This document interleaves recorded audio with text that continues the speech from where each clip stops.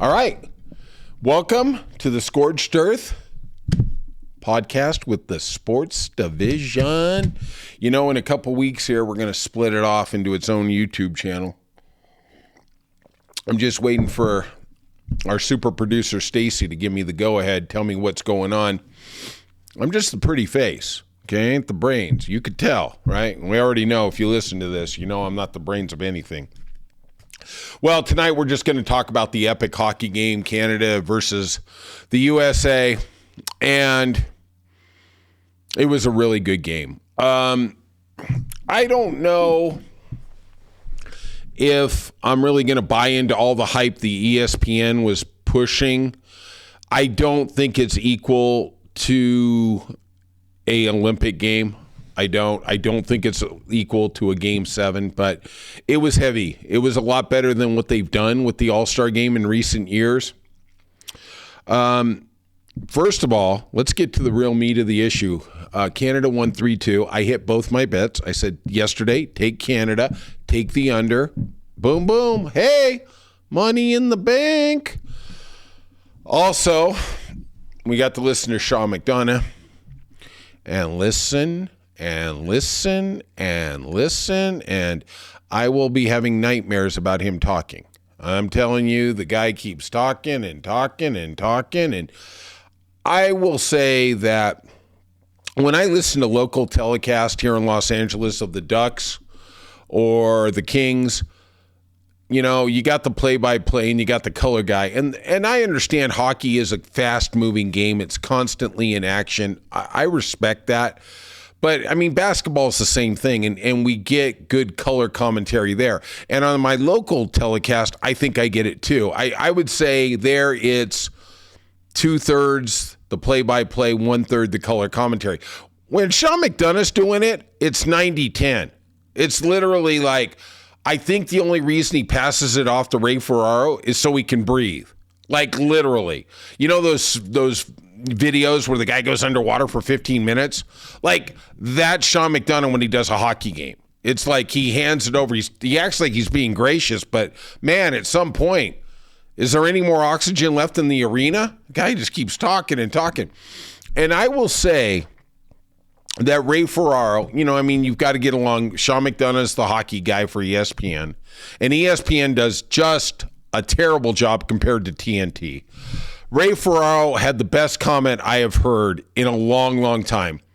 In the second period, when Canada was just putting an assault on, and they crashed the net, and literally everything, they were throwing everything but the kitchen sink, and Ray Ferraro said, the Canadian team pitcher is in the crease.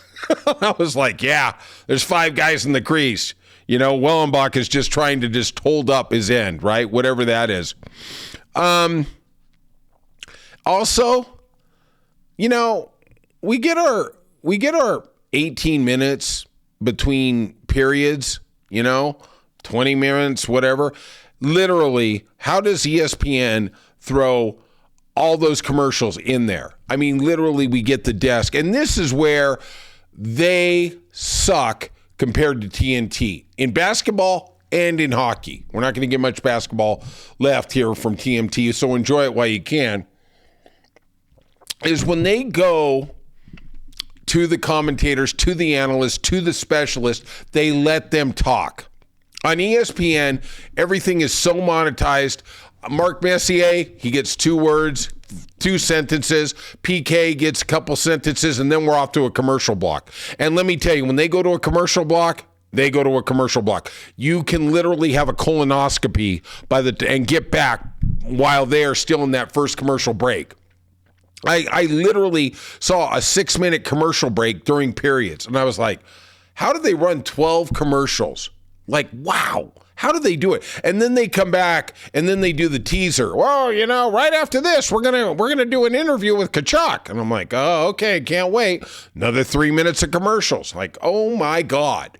Jesus. At least TNT, I get to hear some of their expertise. I get to hear from Lundqvist. I get to hear what these guys are seeing on the inside. I don't get that with ESPN. That's why the inside the NBA is terrible with them. It's just whatever. Okay, that's enough of me yelling at ESPN. God, if I don't have, I really don't, I don't even know who has the Cup Finals, but God, I pray it's TNT. I pray it is, because I can't stand ESPN. All right. So we had a tough hockey game. The Americans lost, representing the Bruins. Big Bruin fan here. I thought the first period, I thought Canada was the better team. I thought the United States, their defense was just a half a step slow. I thought they had very good goaltending. They only gave up a goal that period. And they equalized it. They did a nice job, counterattack. I thought the second period is when they started to really pick up the defensive intensity. Like I was talking to Brother Scott the other day, and he was mentioning, and I think he's absolutely right, the United States did such a nice job, or both were really, but the United States especially, getting in the lanes. I thought they really clogged up the middle. They really got in the lanes.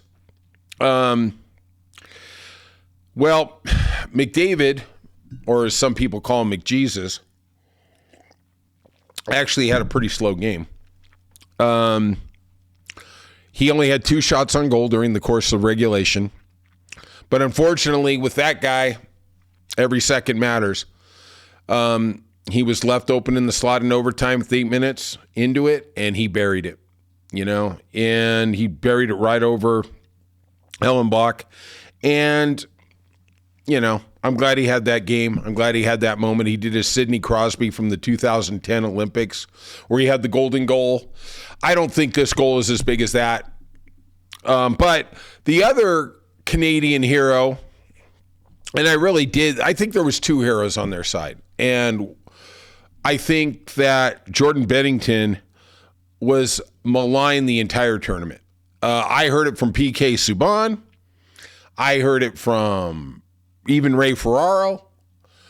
And I heard it from Mark Messier. And I hate it when they do that backhanded thing of, well, the whispers are the guy chokes in the big moments. Well, if it's coming out of your mouth, it's coming from you. Don't try and get it both ways. If you don't believe it, don't say it. Don't say it. I don't want to hear it. You're just doing the backhanded BS, okay? Look, I understand Bennington has had some moments, okay? But that guy stood on his head the last 40 minutes and didn't allow a goal. He allowed the second goal, 8-minute mark of the second period, and he shut him out the rest of the way. McDavid hit the game winner 8 minutes into overtime. That's 40 minutes. Like I said, the other unsung hero I thought was Cale Makar, the defensive man from Colorado. He missed the first game last Saturday. I thought the team played so much better, was so much more solid, was able to turn defense into offense so much quicker when he was on the ice. I didn't think he got enough credit on the telecast. I thought he was. Let me think about this for a second.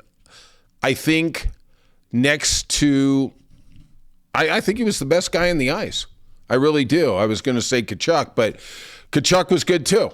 He put the first one in the basket. But I think Cale Makar, in my personal opinion, I thought he was the best player on the ice tonight, and especially as one who was definitely not given any accolades by the ESPN group.